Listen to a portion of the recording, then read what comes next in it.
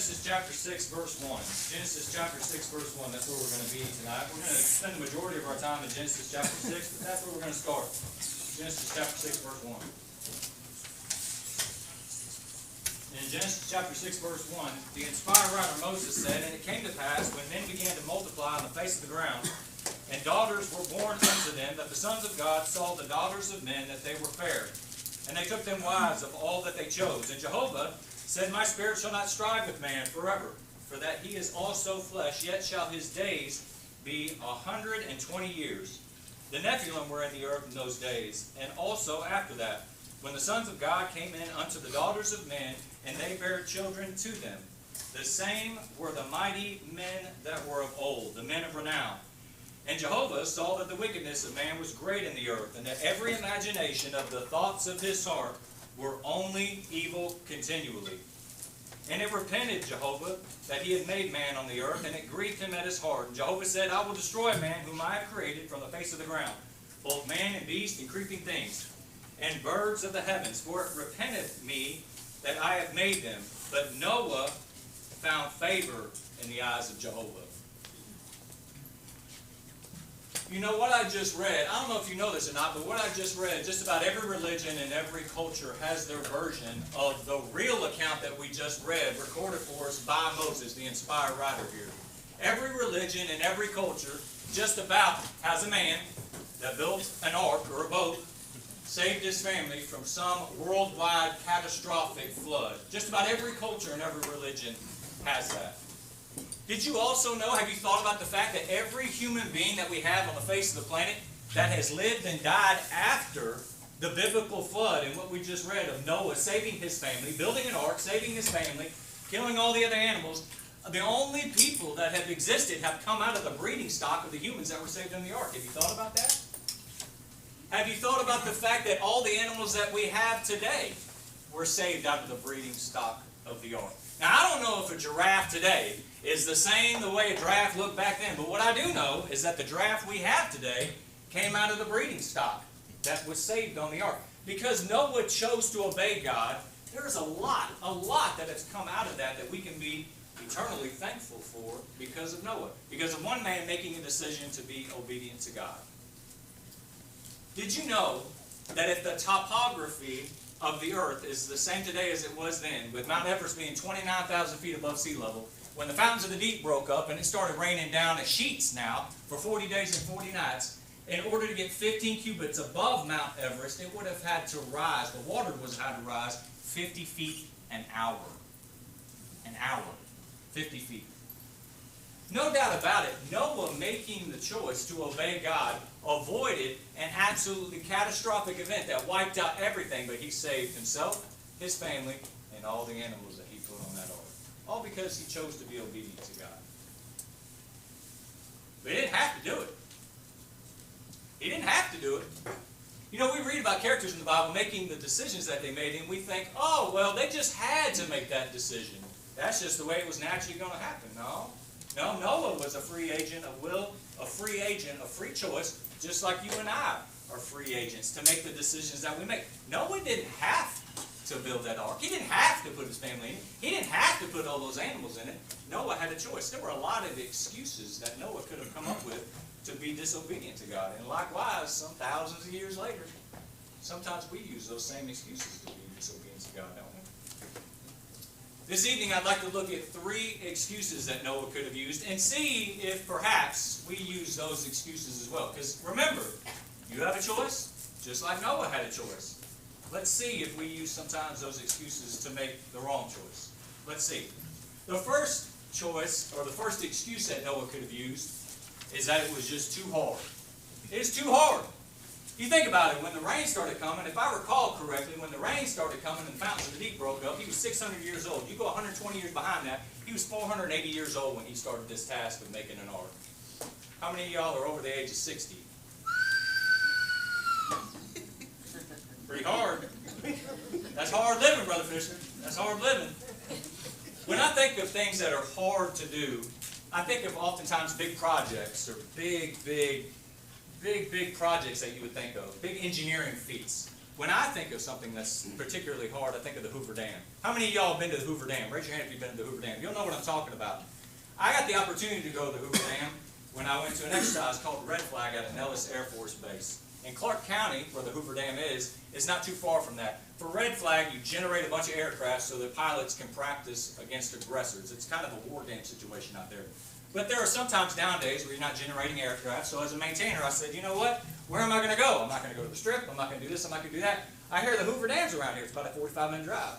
So I got in the car, and I went out to the Hoover Dam, me and a group of guys. And as soon as we come out of the parking garage where you park and look at the Hoover Dam, it's overwhelming, bro.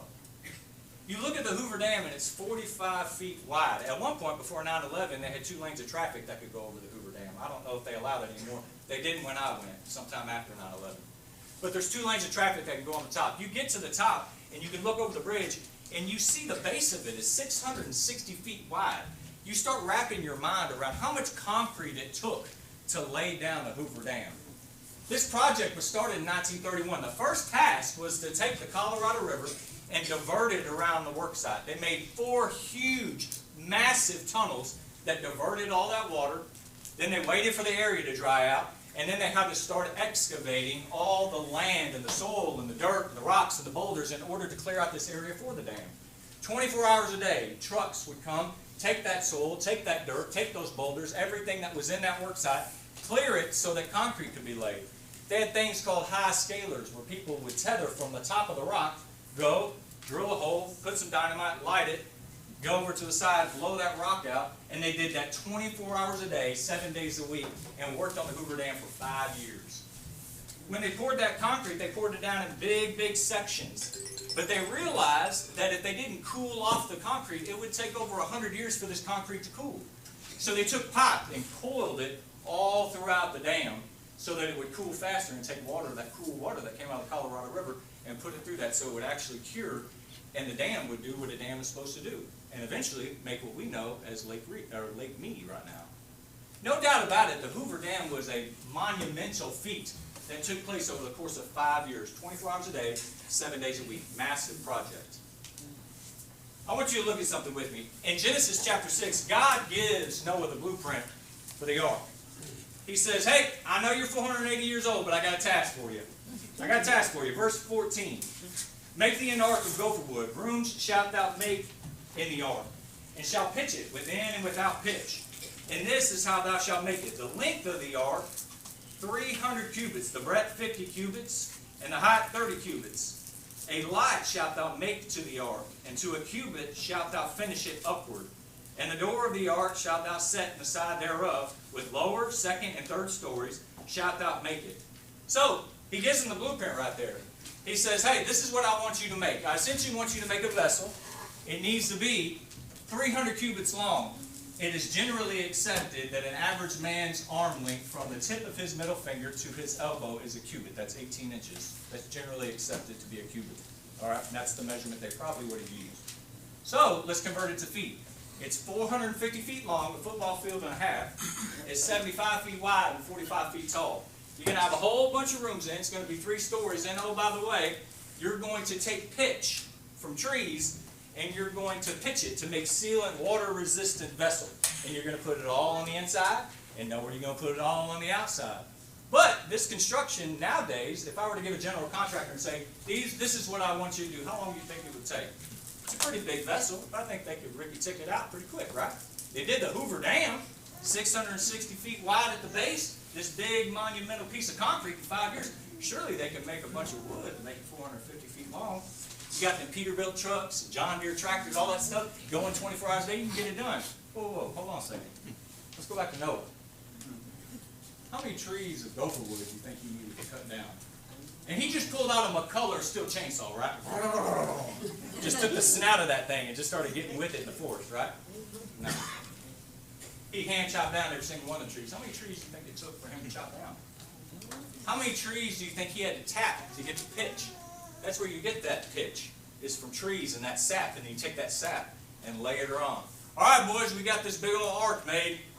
All right, we're going to go watch TV. No, you're not. We got to pitch this thing from end all the way to end, on the inside and on the outside. You think it was hard for Noah to build that ark?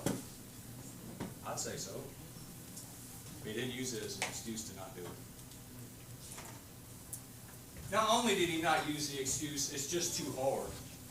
He didn't use the excuse that it's unpopular. This is going to be an unpopular decision, God. I don't know if I can do this. One thing I really enjoy about the curriculum that we're doing here at Warner Robins Church of Christ is that when we went over Noah back in lesson 44 through 46, when we got to Noah, before we got to Noah, it actually reviewed the latter part of Genesis chapter 4, and it reviewed all of Genesis chapter 5. If you've been a member of the Lord's church for a while and sat through a Bible class where you went through Genesis, oftentimes the Bible class teacher will just skip over the latter part of Genesis 4 and not go over Genesis 5 at all. But I think it's important. In Genesis chapter 4, you have Cain kill Abel. Remember, Abel offered a more acceptable sacrifice to God. Cain gets upset, kills Abel. You remember the whole story. Am I not my brother's keeper? And Cain was punished for what he did. He was made to be a wanderer on the earth, and the mark of Cain was put on him so no one would mess with him, and he was going to wander the earth the rest of his days. Well, his bloodline, as you go through the rest of chapter 4, is extremely evil.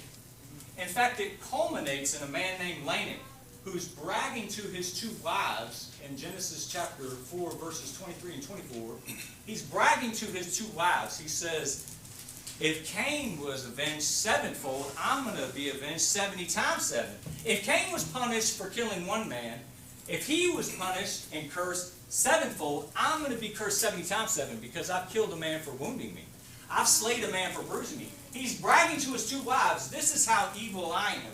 If Cain killed one man and was really in a mess with God, man, Lord knows how much of a mess I'm in.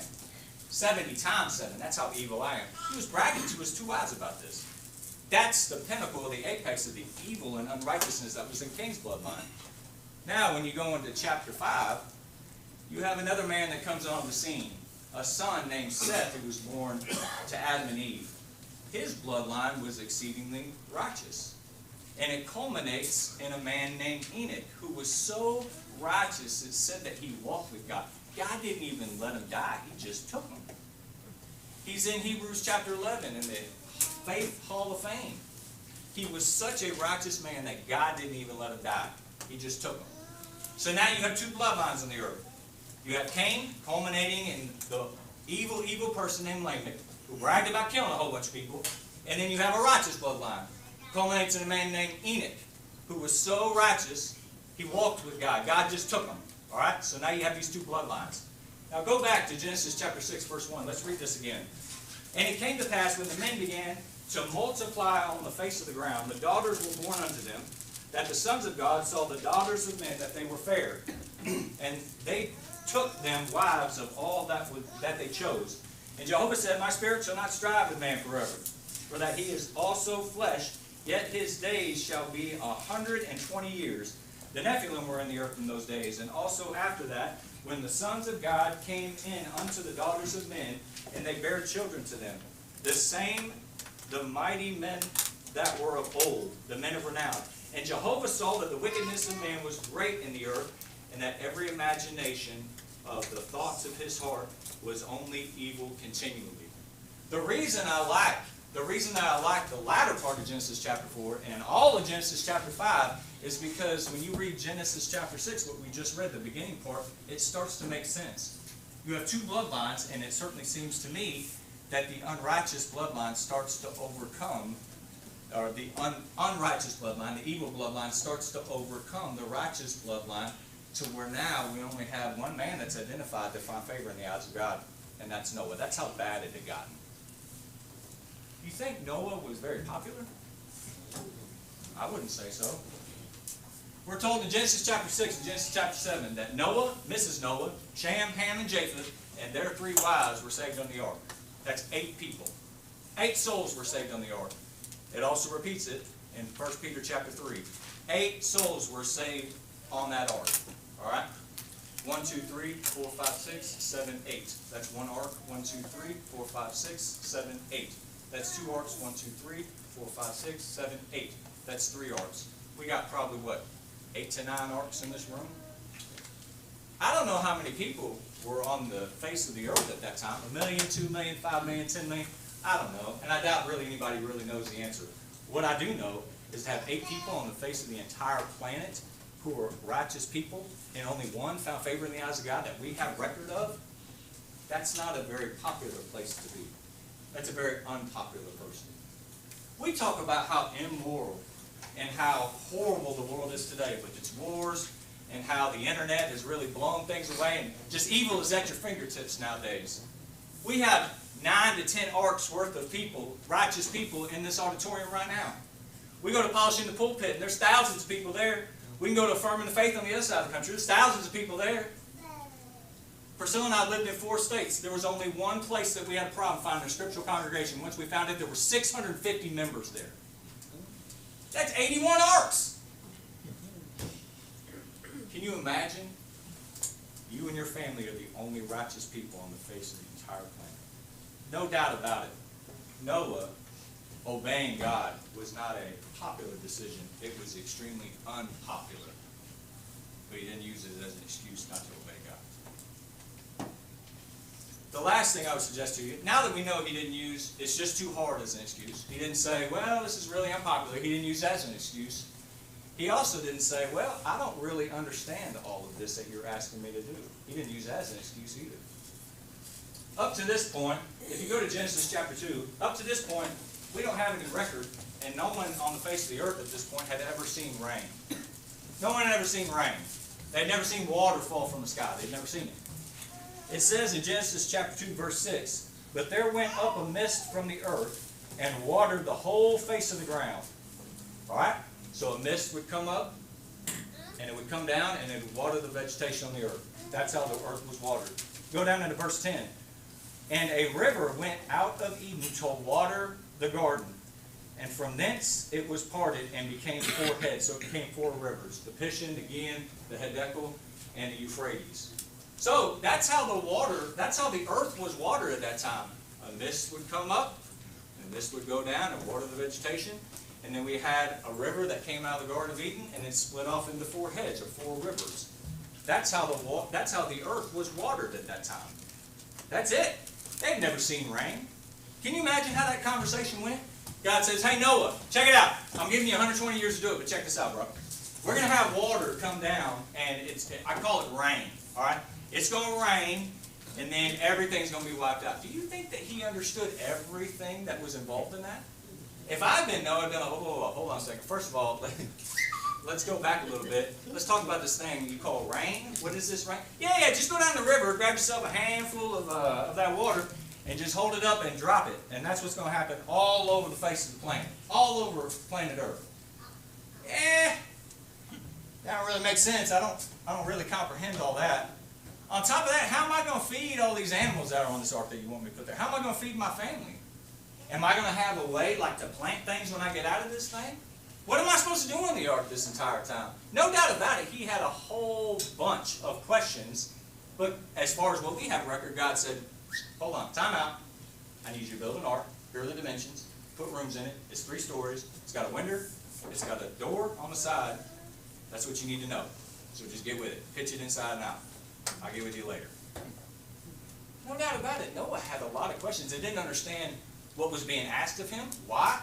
All he knew was that this is what God said to do, so I'm going to do it. Surely he didn't understand everything. Danny, you're our preacher. Do you understand everything there is to know about the Bible? Say it loud. No. Brother Fisher? No. You got a really good compliment. Hold on a second now. You got a really good compliment this morning. Daniel said, what a great Bible student. And if you don't know Brother Fisher, I'd tell you what, you need to talk to him. Because once you get to know him, you'll know that he is a good Bible student. Amen? You know everything there is to know about the Bible? No. Brother Domain. Excuse me, Dr. Domain. Got a PhD in theology. Did a dissertation on the book of Revelation. That's a pretty complicated book. Do you understand everything there is to know about the Bible? No, sir. No. We don't understand things just like Noah didn't understand things. But if you notice, Noah didn't use I don't understand as an excuse to be disobedient to God. He didn't say it was hard. He didn't say it was unpopular. And he didn't say, I just don't understand everything, so I'm not going to do it. use any of those excuses. Sunday evening is a different crop of people. Just is. I'm reminded of a preacher that was asked one time. He said, a member came through the door, said, "Hey preacher, who all's here this evening?" He said, "Only the faithful." All right? It's a different dynamic. It is. It's a different dynamic. And I'm not judging people who only come on Sunday morning. That, whatever. Sometimes there's mental health complications. Sometimes there's physical health complications. Sometimes there's jobs. I get it. I get it. But the people who consistently come on Sunday evening and Wednesday are a different crop of people. They just are. The dynamic is different in the room. Just a little bit. All right? I think you understand what I'm saying. But if you're here and you haven't obeyed the gospel, if you haven't done what Wendy Roberts did this morning, who heard the word, who believed the word, who repented, who confessed, who was baptized and is going to live a faithful life, he didn't come up with no excuse. He just said, "I'm going to do what God said to do. There's a lot that I have to learn, but I'll get there. I'll learn what I can up until the day I die." If you fall into that category, we certainly urge you to come forward and get right with God. But what I'm more talking to are the people who have been Christians for a while. All right? So bear with me. About a month ago, my 16-year-old niece, Lola, called me at 9 o'clock at night. We were all sitting in the living room. I look at my phone and I see Lola. She don't call me very often. Ever. So I excused myself, went in the bedroom. I sat down on the edge of the bed and I said, "Hey Lola, what's going on?" And she said, "Hey Uncle John, I just wanted to let you know that Mom, my sister Amanda, is being meta-flighted from Baylor Lake Point Hospital in Rockwall to Baylor Medical Center in downtown Dallas. She went septic, her kidneys shut down, and her liver's headed in the same direction." Okay? "Where's your dad?" "He's driving right now, and we are headed to the hospital." I said, "All right, Lola, we'll be praying for y'all, and if anything changes, let us know, okay?" She said, "Will do. Love you, Uncle John. Love you too." Hung up the phone, went to the living room. Priscilla and Jackson were sitting in there, and I said, "Amanda just went septic and her kidney shut down. They're meta-flighting her to Dallas Medical Center." And it's always tough. They live in Texas, so it's always a tough decision when a family member lives 12, 13, 14 hours away. Do I go now or do I wait? Do I wait for a status update? It's kind of that decision tree that you have to go through. Is this the right decision or not? Do they need me now or could they need me later on down the road? Priscilla finally said, "John, what do you want to do?" And I said, "I want to go be with my sister." And she said, "Then let's go." So we got the call at 9 o'clock. We were on the road at 10:30. We were on our way out of Georgia. We go through Alabama, Mississippi, Louisiana, and we get into Texas. We splashed and dashed the whole way there. We get into Texas, and about that time, the sun's coming up because it's earlier in the morning. The sun's coming up, and Priscilla says, "Where are we?" And I said, "We just entered Texas." I can't stand this forsaken state. Now, y'all keep in mind, I was born and raised in Texas, and for the longest time, I thought Texas was the greatest thing since sliced bread. You know why? Because I'd never seen anything different. Worse yet, I didn't want to see anything different. And I think a large category of not only people from Texas, but people from anywhere that's all they know. They think that what they have is the best thing ever, and they don't want to see anything different. They don't want to expand their horizons and look for anything different. I guarantee you, those people have never seen the Georgia Pines line a state highway in the middle of summer. They've never seen West Virginia in the fall. They ain't never seen Louisiana Bayou, and they ain't never seen Alabama and Mississippi with knee-high cotton as far as the eye can see in the first couple of weeks of November. They've never stepped foot in a real ocean. Gulf of Mexico ain't a real ocean. And they've never seen the sun crest over the Smoky Mountains on a foggy morning. They've never seen those things, so they naturally think that what they have is the best that life has to offer.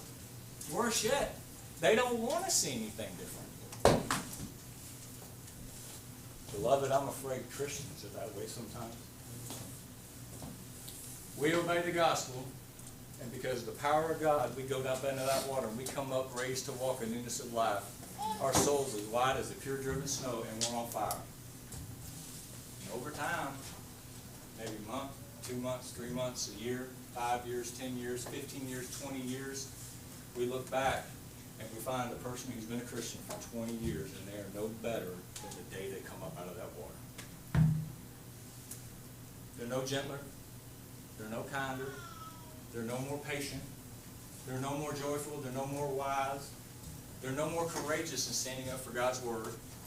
They don't love their wife any more than they ever did, like Christ loved the church. Wives are no more subjective to their husbands and respect their husbands in the day they come up out of the water. They're no better than what they were before. They just went stagnant. Or they're holding on to old sins or old habits. They still steal from their employer time and resources. And they still lie. They still have sex with anybody they want to have sex with.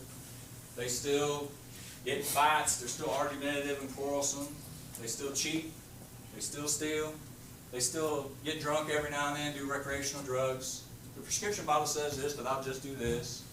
They do whatever they want to do the same way they did 20 years coming up out of the water. Why is that?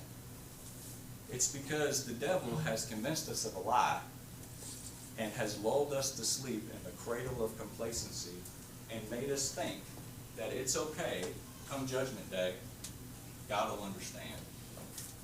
Friend, let me tell you something. If 7 days prior to the fountains of the deep opened up and that rain coming down like sheets, if God had said, hey Noah, how are we coming on that ark? And Noah had said, well, God, me and the boys are talking about it, and what you're asking me to do is pretty hard. It's pretty hard. And, I'm already pretty unpopular down here anyway, that's why you want to wipe everything out. Pretty unpopular down here, so it'd be a pretty unpopular choice. And we talked about it for, a couple of years. We cannot wrap our heads around this rain thing and water coming, so, long story short, God, we just didn't do it. We just didn't do it. Ain't no ark. I didn't put no animals nowhere. My family, it is what it is, I feel very confident based on the rest of the Bible that I read that if Noah had used those excuses with God, God would have wiped him out with everybody else. So you and I can understand that. So what makes us think that come Judgment Day, when we stand before God and we say, God, it was too hard. It was a really unpopular thing to do, and I just didn't understand everything. What makes us think that He's not going to wipe us out with everybody else? Friend, if you haven't listened to anything else I've said, please listen to me now. It's a courageous thing to stand in the mirror and say, something has to change. I'm done acting this way. I'm done behaving this way, and I am going to take the small or sometimes big steps necessary to do the hard thing, to do the unpopular thing, and even though I don't understand it, I'm still going to do it. To not come up with excuses and just say, enough is enough. I'm going to be a better follower of Christ. Amen. During this invitation song that we're going to sing here in a second, I want you to ask yourself something. What excuse do you have? And then immediately ask yourself, is that good enough for God? What's your excuse for not living up to your full potential in Christ? Think about it. Let's stand and as we sing.